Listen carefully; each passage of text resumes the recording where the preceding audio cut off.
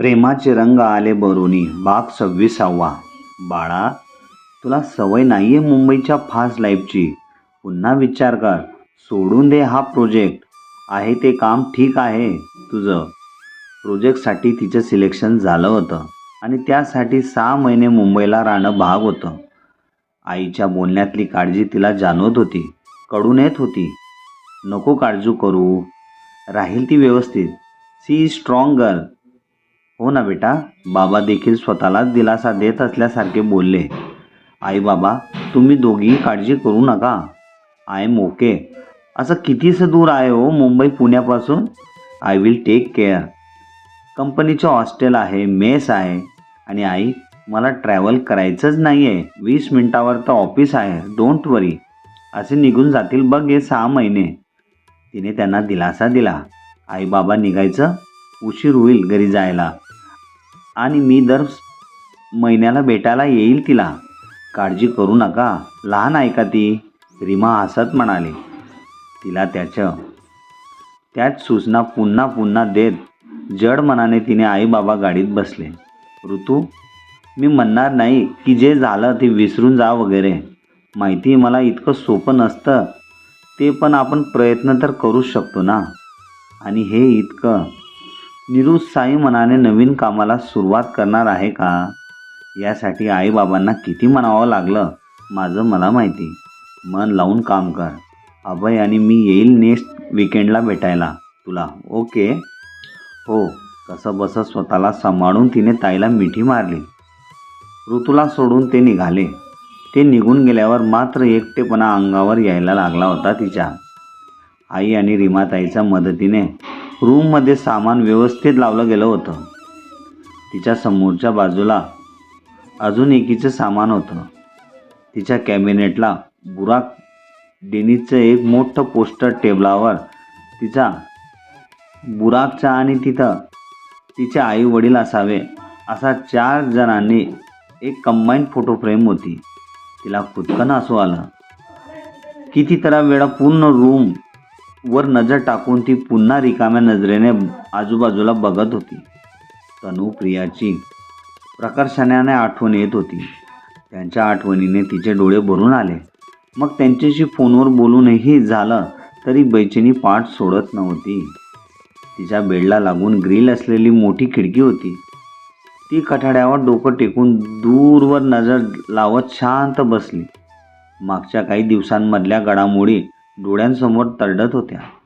नकोसे काही प्रसंग पुन्हा पुन्हा आठवत होते. विशेषतः इथं येण्यापूर्वी वेदला बोललेलं ते प्रपोजल सबमिट केल्यानंतर 2 दिवसांनी तिला सिलेक्शनचा मेल आला होता. 1.5 तासांचा टेलिफोनिक इंटरव्ह्यूनंतर पुन्हा 2 दिवस लागले होते प्रोजेक्ट कन्फर्म व्हायला. त्या पूर्ण आठवड्यात वेद समोर आल्यावर होणारी घालमेल, ऑकवर्ड सिच्युएशन, दोघांचं बिनसलं असल्याची, ब्रेकअपची, मित्रांमध्ये होणारी सगळी चर्चा नकोशी झाली होती तिला. प्रोजेक्ट कन्फर्म झाल्यावर आठवड्याच्या आत तिला मुंबई ब्रांचला रिपोर्ट करायचं होतं. वेद फोन उचलत नव्हता की मेसेजही वाचत नव्हता. रेवाकडून ऋतू मुंबईला जाणार असल्याची माहिती मात्र त्याला मिळाली होती. त्या दिवशी त्याने तिला पार्किंगमध्ये थांबवलं. हे असं अचानक प्रोजेक्ट शिफ्ट करायचं काही विशेष कारण? की मला फेस करायची हिंमत होत नाहीये तुझी म्हणून शिफ्ट होते का तू? त्याने तिचा हात करकचून पकडला. ती दुखावली गेली. वेद प्लीज. गिल्ट येत असेल नाही का? Who is that guy? What is name? Kabir. Yes, mister Kabir. तोही शिफ्ट होतोय का मुंबईला? तिथे बऱ्यापैकी प्रायव्हसी मिळेल आणि गिल्ट देखील येणार नाही. Sorry, just out of curiosity. विचारतोय फक्त. तिचा हात झटकून तो उपहासाने म्हणाला. वेद प्लीज, जरा वेळ शांततेत बोलूया का आपण? ती रडवेली झाली. सॉरी, त्याचं काय आहे? वेळ नाही आहे माझ्याकडे. आमच्यासारख्या एम्प्लॉयला सतत प्रूव्ह करावं लागतं स्वतःला. कुणाच्या मेहरबानीवर, शिफारशीवर असे एलिट प्रोजेक्ट मिळवायचं कसब नसतं सगळ्यांकडे. हो की नाही? नेवर माइंड, काळजी घे. बेस्ट लक, वर्क हार्ड. तशी अगदीच हार्डवर्कची गरज नाही आहे तिथे. एखादा आरुष नाही तर कबीर असेलच की. आरुषमुळे मिळाला हा प्रोजेक्ट तुला. कॉफी और स्वीट कॉफी विथ आरुष. हां, तो रागाने अगदी लाल झाला होता. त्याचं एक एक वाक्य तिच्या काळजाला छेद करत होते. वेद, काय बोलतोय तू हे? जरा ऐकून घे ना. ती परोपरीने विनवत होती, पण तो काही ऐकण्याच्या मनस्थितीतच नव्हता. तो निघून गेला, पण बराच वेळ ती त्याचे हे टोकाचं बोलणं आठवून डोळे पुसत उभी होती. ती तिची जागा होती जिथे त्याने पहिल्यांदा तिला गाडी सकट सावरलं होतं, आणि आज तोच तिला असं विस्कटून निघून गेला होता. त्याचे चिन्ह न ती स्वीकारू शकत होती, न नाकारू शकत होती. हे सगळं आठवून भरून आलेले डोळे तिने टिपले. जरा वेळाने रूमचा दरवाजा धाडकन उघडला गेला. ऋतू विचारांमधून एकदम बाहेर आली. तिने गोंधळून समोर बघितलं. उंच, गोरटेली, शिडशिडीत गाल, जरा बसलेले गाडे डोळे, दाट कोरड्या केसांची उंच पोनी बांधलेली, तरीही मागे पिसाऱ्यासारखे फुललेले केस, डिपनेस टॉप अँड जीन्स. तिने आत आल्या आल्या शूज तिच्या कपाडाकडे बिरकावले आणि ऋतूकडे बघून मोठे स्माईल दिलं. हाय. खूप दिवसांपासून ओळख असल्यासारखं तिने ऋतूला ग्रीट केलं. हाय. ऋतूने पटकन डोळे पुसले आणि तिला हसून ग्रीट केलं. मी Monali Sathe, from Nashik. And if I am correct, you are Rutuja Mohite from Pune. Yes, correct. ऑफिसमध्येच कळलं होतं. मी इथेच मेन ऑफिसला ग्राफिक्स डिझायनर ट्रेनी आहे. By the way, we are in same team. Suppose stop for this project. Oh, thanks God. मला tension आलं होतं की मी कसं मॅनेज करणार, पण एका टीममध्ये आहोत म्हणजे इतर बरीच हेल्प होईल आपली. ऋतूला जरा हायसं वाटलं. Yes, of course. तुला सांगते, या प्रोजेक्टची कोर टीम लीडर आहे ती पण एकदम बेकार, म्हणजे जबराय. खूप काम असणार आहे. सो वेळ मिळेल न मिळेल म्हणून आता फ्रेंड्ससोबत चिल मारलं, शॉपिंग केली, and now I am ready to get off. So are you all set in ready to get off? Sorry, I mean are you just ready? खुर्ची ओढून तिच्यासमोर बसत ती म्हणाली. Yes, but little bit nervous too Monali. Listen. Oh हो, hold on Monali. No way Rutuja, call me Mona. Okay Mona. I was too tension, but तुझ्याशी बोलून खूप छान वाटलं. मोनाचा मोकळा स्वभाव बघून ती जरा सैलावली. मगाशी आलेली बेचैनी जरा दूर झाली होती. मलाही खूप आनंद झाला आहे. खूप बोर झाले आहे रूममध्ये एकटं राहून. डीनी जशी तरी किती बोलणार, डोळा मारत ती म्हणाली. तू बुराक डीनीची जबरा फॅन आहेस असं वाटतंय मला. ऋतूने हसून विचारलं. Fan? He is my darling. So तुला आमच्या दोघांमध्ये इथे लिव्ह इनमध्ये राहावं लागणार आहे. दोघंही खडखडून हसल्या. मोनाने ऋतूला उत्सुकतेने फिरून पूर्ण हॉस्टेल दाखवलं. जेवतानाही गप्पा रंगल्या होत्या. नंतर रात्र देखील गप्पांमध्ये कशी निघून गेली त्या दोघांना कळलंही नाही. येणारे दिवस नवी उमेद, नवीन काम, नवीन लोक जोडणार होते. अंदाज सतत चालत होता. आज मोनाने खूप आग्रह केला होता, पण ऋतूने तिच्या मूव्ही डिनर प्लॅनला नाही म्हटले होते. एक वेळ तिच्या आवडीचे असणार हॅपनिंग लाईफ तिला आता नकोसं झालं होतं. उद्या तिच्या ऑफिसचा पहिला दिवस असल्याने जरा दडपण आलेलं होतं. स्वतःसोबत राहावं असं तिला वाटत होतं. मोना निघून गेली. ती खिडकीतल्या टेकून बाहेर बघत बसली होती. ती आता एकटी होती. दूरवर नजर जाईल तिथपर्यंत असंख्य काजवे चमकत असल्यासारखे शहर दिसत होते. बाहेरच्या आणि मनातला कोलाहल केव्हाच मिसळून एक झालेला.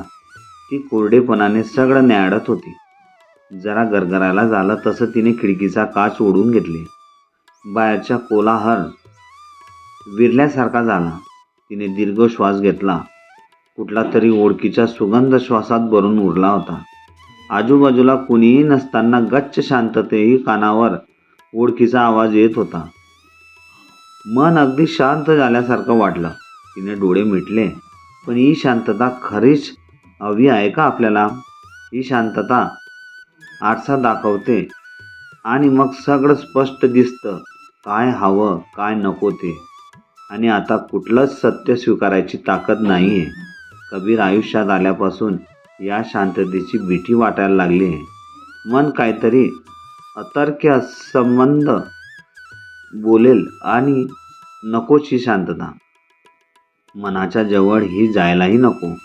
आणि असंही वेदच्या आठवणीने पहिल्यांदा हीच तगमत अनुभवली होती. हो, ही बैचेनी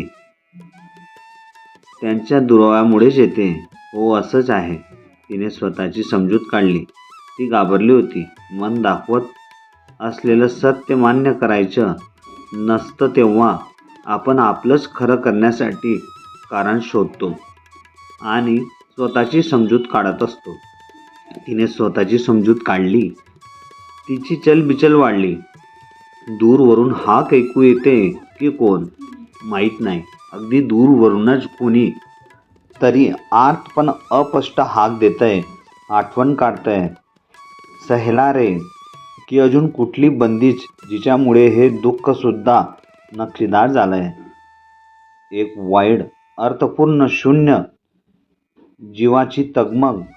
ऐक ना, शांततेचा आवाज, नाद, वास सगळं नकोसं झालंय. दूरवर कोण साथ घालतंय. नीलाद्री नगर, बेंगलोर, कॉन्कोर्ड, मांतानास अपार्टमेंटच्या 16व्या मजल्यावरच्या त्याचा फ्लॅट आणि हा फ्लॅटची बाल्कनी म्हणजे कबीरच्या वीक पॉईंट.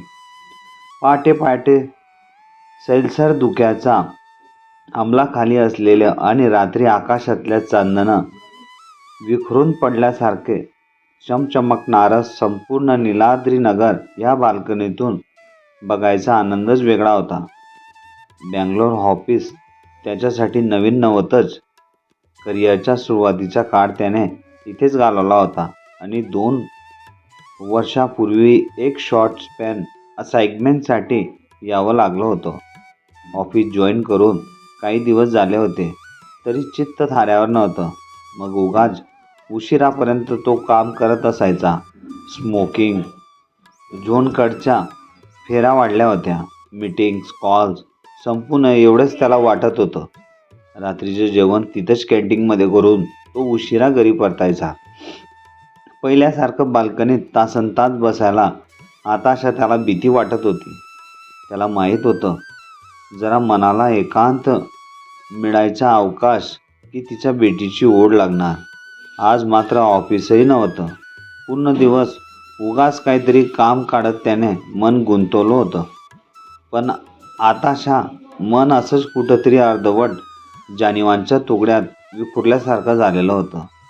दिवसागणिक वाढत जाणाऱ्या तिच्या प्रेमच्या फैक तो नाकारू शकतच नव्हता. जगाच्या लेखी कुठेच नसणारं त्याचे प्रेम, स्वतःचं काहीतरी स्वतः हरून विकत घेतलेली जीवघेणी वेदना कोणाला कळणार ही नाही असं काहीतरी अस्वस्थ करणारी काळजीकड. आजची ही शांतता संध्याकाळ मात्र तो जाणीवपूर्वक त्या बाल्कनीतून अनुभवत होता. तिच्यासारख्या अवखळ असलेल्या तिच्या आठवणीत त्याला विरघळून जावंसं वाटत होतं. हळूहळू वेढणारी कातर वेळ त्याला थेट त्या दिवसाची सांज वेळेला जोडून गेली. अगदी त्याच्याही नकळत. आणि तो त्याच्याच राहिला नाही. पूर्ण घरात अंधार. टेबलावर सौम्यपणे जळत असलेली मेणबत्ती, बाहेर दूरपर्यंत पसरलेली दिव्यांची चादर आणि उस्ताद अब्दुल करीम खान साहेबांचा कुणाला तरी आठवायला भाग पाडणारा, व्याकुळ करणारा आणि हृदयापासून हृदयाला साथ घालणारा आवाज. हा जो मंद वारा वाहतोय त्यावर देखील त्याच्या आवाजाची भूल पडली आहे. पियाबीन नाही, आवत चेन. आर्त बंदिश त्याचे मन हळूहळू काजीब करत होती. का साहेब, ही कुठली जीवघेणी बंदिश गाताय तुम्ही? तुम्ही कसा पकडला? हा जगायला मजबूर करणारा पॉइझनस क्षण शब्दात आणि मिसळून टाकला या स्वरांमध्ये. एकतर्फी प्रेमाचा एकतर्फी विरहात जहर असतं, कातील जहर. परतीचा एकही निरोप येणार नाही हे पक्क माहीत असलेला मी तिच्या पावलांची चाहूल मागतोय विनाकारण. एक क्षण देखील नजरेआड होत नाहीये ती. आणि अशा या एकाकी काळीज वेळा तर जास्तच बैचेन करतात खासाहेब. ज्या प्रेमाने आयुष्यात फक्त दुःखच मिळतं, अशा प्रेमाची इतकी का ओढ असते? का जगतात लोक ह्या सावल्यांच्या दंतकथा? का यावं असं अचानक कुणीतरी आणि आपणही हसत हसत विस्कटायला तयार व्हावं? का श्वासक इतकं कुणी गरजेचं व्हावं आणि त्याला ते माहीतही नसावं? प्रेमात पडल्यावर का? हा प्रश्न विचारायचा नसतो ना खासाहेब. रात्र उशाशी घेऊन हळूहळू शहर शांत होत होतं. ग्लासातले रम घसा जाडत, आठवणी उजाडत आता रक्तात बिनली तशी हळूहळू सगळं बॉटलचं धूसर होत गेलं. प्रेमाच्या पूर्ण आणि रमच्या अर्धवट नशेत विस्कटलेल्या स्वप्नांचे कोलाज बनत होतं. पुन्हा विस्कटत होते, पुन्हा बनत होते. या वर्तुळाला अंत नसतो. तरीही विरहात असणारं दुःख इतकं गोड आणि जहरीलं का असतं खासाहेब?